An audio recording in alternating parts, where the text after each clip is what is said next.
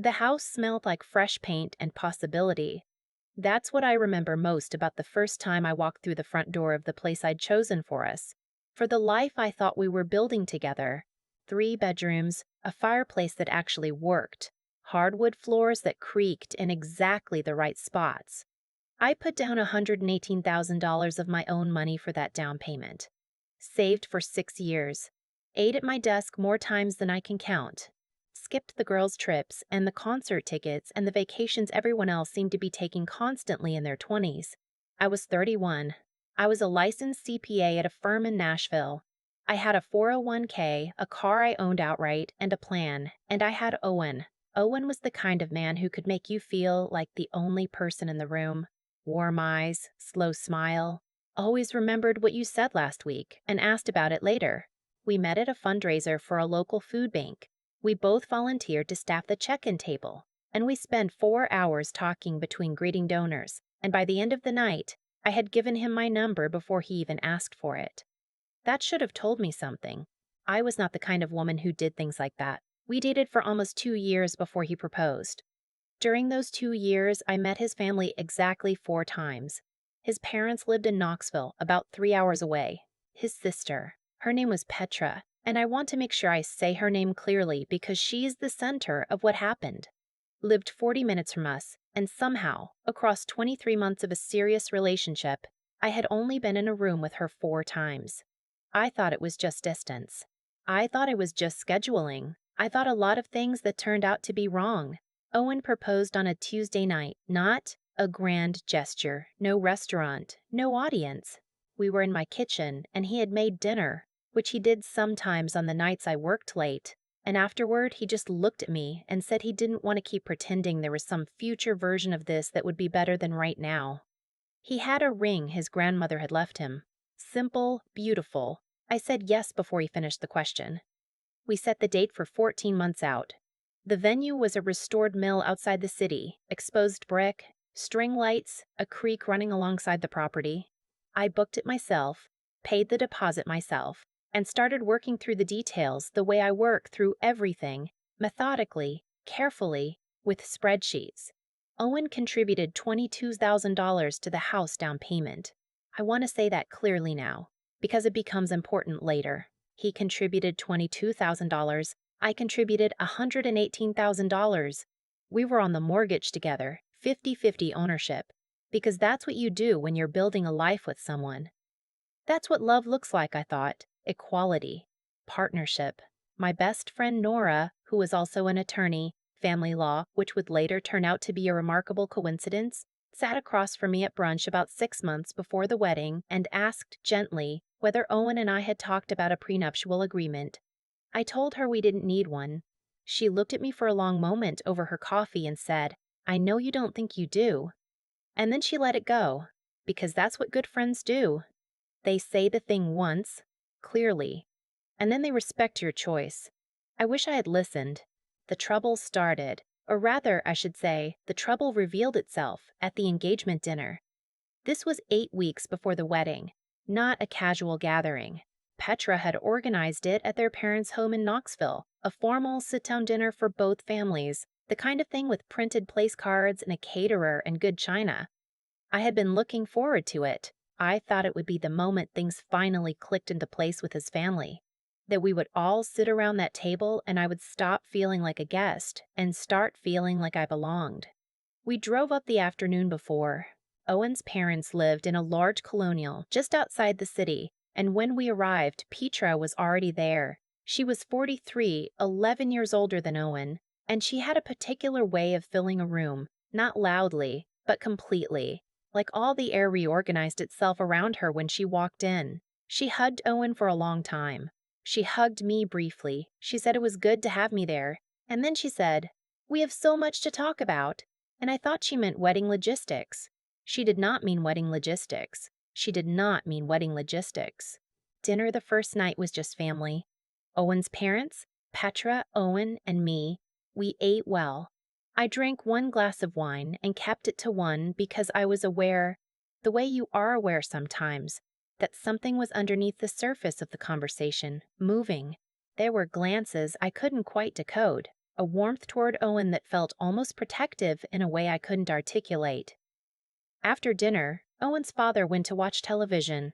His mother started cleaning up, and I stood to help, and Owen said he was going to step outside to call a friend about something, which left me at the kitchen sink with his mother. And then, a few minutes later, Petra walked in and sat down at the kitchen table and said, "Can we talk? Just as girls. Just us girls." I dried my hands. I sat down. I told her, of course. What followed was 20 minutes that I have replayed in my mind hundreds of times since. Petra spoke carefully, the way someone speaks when they've rehearsed but want to sound unrehearsed. She talked about how important family was to them, how their mother had always been the heart of the home, how the women in their family took pride in creating stability, in managing the household, in being present, in making sure everything ran smoothly so that the family could thrive. She said they were so excited to welcome me. I said thank you, genuinely, because it sounded like a compliment and I wanted it to be one. Then she said, "We do want to make sure we're all aligned on expectations going forward." I asked what she meant. She had a list. I do not mean this metaphorically. She had an actual list on her phone that she had prepared. She read it, more or less directly. I would be expected to host Owen's parents at our home for at least 1 month each year. I would manage the household finances and send a monthly summary to the family. She specified this should include our income, our savings, and our expenditures because we like to stay connected. I would step back from full-time work within the first 2 years of the marriage. Because Owen needs a partner who is present, not a colleague, and I would be available to assist with the care of his parents as they aged, which she said with a smile, as if this were the most natural thing in the world to say to a woman you barely know. I sat very still. I am a numbers person. I process by getting specific. So I said, "The financial summaries? Are you talking about a general update or literal account statements?" She said, "We want to actually see the accounts, just so we're all on the same page. That's how we've always done things in this family." I said, "And the stepping back from work, Owen and I haven't discussed that. Is that something Owen has agreed to?" There was a pause that lasted perhaps 2 seconds and felt like a full minute. His mother, who had been standing at the counter not speaking, said softly, "Owen understands what it means to be part of this family." I looked at her. I said, "I'd like to hear that from Owen." Petra's expression shifted just slightly. She said, "We thought it would be helpful to talk with you first, woman to woman, get on the same page before we all sit down tomorrow." I understood, in that moment, with a clarity that felt almost like cold water, exactly what was happening. This was not a conversation. This was an orientation. They had decided, before I arrived, before the engagement dinner, before any of this, what my life would look like. They had told Owen, or Owen had agreed, and now they were informing me, kindly but firmly, the way you inform a new employee about office policy. I excused myself. I said I needed some air. I walked outside and found Owen sitting on the back porch, and I sat down beside him and I said, very quietly, "Did you know about this conversation?" He looked at the yard for a moment. Then he said, "They mean well." 3 words. That is what he gave me. I said, "That's not an answer." He said, "They're traditional." I told you that. I said, "You told me they were close-knit. You didn't tell me your sister had a list of job requirements for being your wife." He reached over and put his hand on mine and said, "It's just how they express caring. You'll get used to it." I want to tell you that I said something strong right then. That I told him no, that I laid out exactly what was wrong with what I'd just heard, that I made him answer for letting this happen. But the truth is that I didn't. The truth is that I sat there for a while and I talked myself into a smaller version of what had happened. I told myself Petra was overbearing but harmless. I told myself Owen would set limits once we were married. I told myself that I was strong enough to handle a difficult, extended family. I told myself a lot of things that night. I believed most of them until the next evening. The engagement dinner itself was lovely on the surface. Both families, 22 people, the catered meal, the good china. My parents drove up from Chattanooga, and my younger sister came with her husband. I watched my mother laugh at something Owen's father said, and I felt, briefly, like this was all going to work. Then Petra stood up to give a toast. She talked about Owen. She talked about the family. She talked about the family. She talked about legacy and roots and what it means to carry something forward. And then she looked at me, directly at me, with everyone watching. And she said she was so glad Owen had found a partner who understood that marriage was about more than two people. That family meant showing up, that she looked forward to all of us working together to keep this family strong. She raised her glass. Everyone drank. My mother caught my eye across the table with an expression I know well. She didn't say anything. She just looked. That night, in the guest room, I called Nora. I told her everything. Nora is a very good listener, and she let me talk for a long time. And when I was done, she said, I need to ask you something, and I need you to answer it honestly. I said, okay. She said, is your name on that mortgage alone, or jointly with Owen? Jointly, I told her. She said, okay. And the down payment. Do you have documentation that the $118,000 came from your accounts? I did. I keep records of everything. She said, don't do anything right now. Come home tomorrow, come see me Monday, and let's talk through everything clearly before the wedding. I said, Nora, do you think I should? She said, I think you should talk to me before you make any decisions. That's all I'm saying right now. I came home. I went to see her Monday. I brought every document I had. What she told me across her office desk was not reassuring. She told me that the mortgage, structured the way it was, gave Owen equal claim to the property regardless of contribution. She told me that without a prenup or a formal contribution agreement, my $118,000 was not protected the way I thought it was. She told me that Petra's expectations, while they couldn't be legally enforced, were a very clear signal of what this family believed my role would be, and that Owen's response on the porch, you'll get used to it, was, in her professional and personal opinion, a significant red flag. She asked me what I wanted to do. I sat in her office for a long time. Then I said, I want a contribution agreement, backdated to the purchase date, documenting my $118,000 clearly, and I want to talk to Owen. She said she could help with the first part. The conversation with Owen happened that Wednesday evening. I laid it out calmly. I told him I wanted us to have a formal agreement that documented my financial contribution to the house. I told him I needed him to be clear with me about his family's expectations, not his sister's expectations, not his mother's, his. I told him that if we were going to get married in 6 weeks, I needed to know we were a team, and that a team meant he stood beside me, not between me and whatever his family decided. He was quiet for a long time. Then he said he didn't understand why I was making this into a legal thing. I said, because $118,000 is a legal thing, and because your sister had a list. He said his family just wanted to feel included. I said, and included in our bank statements. He said I was being hostile. I said, I'm being exact. We went back and forth for over an hour. He said he would talk to Petra. He said things would settle down after the wedding. He said I was focusing on the wrong things. He said his family had been supportive of him his entire life, and he wasn't going to ask them to change who they were. I heard what he was saying. I also heard what he was not saying. He was not saying, I will protect you. I choose you. You come first. I called Nora afterward and told her to move forward with the contribution agreement. She did.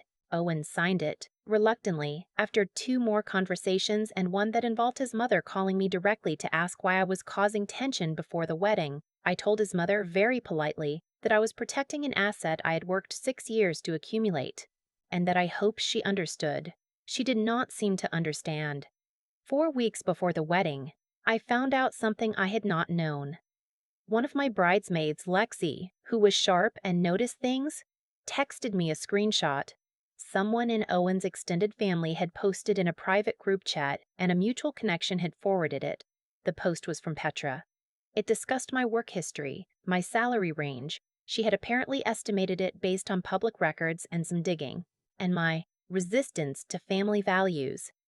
There was a line, and I read it 4 times to make sure I was reading it correctly, where she said that she and Owen had discussed the long-term plan and that things would look very different by year 2. Year 2. I sat with that for a long time. I called Nora. I read her the screenshot. She was quiet for a moment and then she said, "Okay, I think we need to have a different kind of conversation now." That different kind of conversation lasted 2 hours.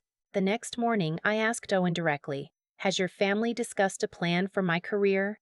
A timeline for when I would stop working?" He said, "That's not, they were just talking." I said, "Is that a yes?" He looked at the floor. He said, "They have opinions. I can't control what they talk about." I said, "Did you tell them you agreed with them?" He didn't answer. That was the answer. There are moments in your life when you can feel yourself standing at the edge of a decision, and you know with absolute clarity that the person you are on the other side of it will be different from the person you are right now. This was one of those moments. I spent 3 days thinking. I didn't tell anyone what I was considering except Nora. I made lists, which is what I do. I walked through the house alone one afternoon and stood in each room and tried to imagine the life Petra had described, the monthly reports, the stepped-back career, the year-long visits from his parents, the slow erosion of everything I had built. I could not imagine it. Not because it was hard, but because it was not a life. Not mine. I called Owen on a Thursday and asked him to meet me at the house. He came. He sat down across from me. I had printed the screenshot. I laid it on the table. I said, "I've thought about this for 3 days. I've tried to find a version of this that works. I can't find it." He said, "You're ending it." I said, "I think we both know this isn't working." He started talking quickly. He said it wasn't that serious, that Petra was just protective, that we could set limits, that we could figure it out. He said he loved me. He said I was throwing away 2 years. He said I was making the biggest mistake of my life. I said, "I think I'm preventing one." He stood up. He said some things I won't repeat here. He left. 37 minutes later, his phone call started. He called 11 times that evening. His mother called 3 times. Petra called twice. By the end of the following day, I had 29 missed calls logged across those 3 numbers. I answered none of them. Nora handled the formal communications. The venue deposit was a loss. I accepted that. The vendors we could cancel, we canceled. The ones we couldn't, I dealt with. It cost money. Not as much as 6 years of the wrong life. The house was the harder conversation. Owen initially refused to cooperate. Petra sent me an email, a long one, that I forwarded directly to Nora without reading in full after the 3rd paragraph. Owen's father called me once, and he was actually kind, and it was the strangest call of all of them, because he said he was sorry, and I believed him. Nora filed what needed to be filed. Because of the contribution agreement Owen had signed, the one he'd called unnecessary, the one that had caused his mother to call me and ask about tension, the legal path was clear. Owen received fair value for his $22,000 contribution. The house remained mine. He eventually signed everything. It took 6 weeks and 2 letters from Nora's office. I still live in that house. I repainted the living room in January, a color I had always wanted to use but Owen had said was too bold. It's a deep sage green. It looks exactly right. People ask me sometimes, friends, my sister, people I've met since, whether I regret waiting so long, whether I saw the signs and chose not to look at them. And I think the honest answer is yes, and I am not embarrassed to say so. I saw the distance from his family, and I called it independence. I saw his silence on the porch, and I called it patience. I saw the way Petra filled a room, and I called it personality. But I also think that knowing something and being ready to act on it are 2 different things. And sometimes you need to see the full shape of something before you can name it clearly. What I know now, on the other side of this, the woman who sat at that kitchen table and listened to a list of requirements for her own marriage was trying so hard to be agreeable, to be the person who could handle it, to not make a scene. I understand her. I don't blame her. But I am glad I stopped letting her make the decisions. I put $118,000 into that house because I believed in what we were building. It turned out I was right about the house, just wrong about who I was building it with. I've thought a lot about the sequence of things, not to torture myself, but because I'm someone who needs to understand how a chain of events connects. How one quiet decision becomes a locked door 2 years later. And what I keep coming back to is this: nothing that happened was sudden. Petra didn't walk into that kitchen with a list on her phone because she had a bad week. Owen didn't stand on the porch and say, "You'll get used to it," because he was tired. These things were the product of years of a family operating one way, rewarding a certain kind of compliance, and assuming that anyone new would eventually fall in line. The system had worked before. They had no reason to believe it wouldn't work again. What they miscalculated was me. Not because I'm exceptional, I want to be clear about that. I'm a person who works hard and keeps records and asks follow-up questions. Those aren't heroic qualities, but they are qualities that, in that specific situation, at that specific kitchen table, meant I did not nod and say thank you and quietly begin shrinking. I think about the women who did nod, who sat where I sat and convinced themselves it would be different once the ring was on. The ones who handed over the financial summaries and stepped back from their careers and spent years being managed by a family structure they never agreed to join. I don't judge them. I almost became one. The distance between where I ended up and where I could have ended up is not the distance of some great personal virtue. It is the distance of Nora asking me one question at brunch 6 months before the wedding, and me finally being ready at the right moment to hear it. That's what I mean about cause and effect. I had a friend who was paying attention. I had 6 years of financial records that I kept because I was careful, not because I suspected anything. I had a habit of getting specific when I was uncomfortable, of asking, "What exactly do you mean?" instead of filling in the blanks with something more comfortable. None of those things saved me on their own. Together they did.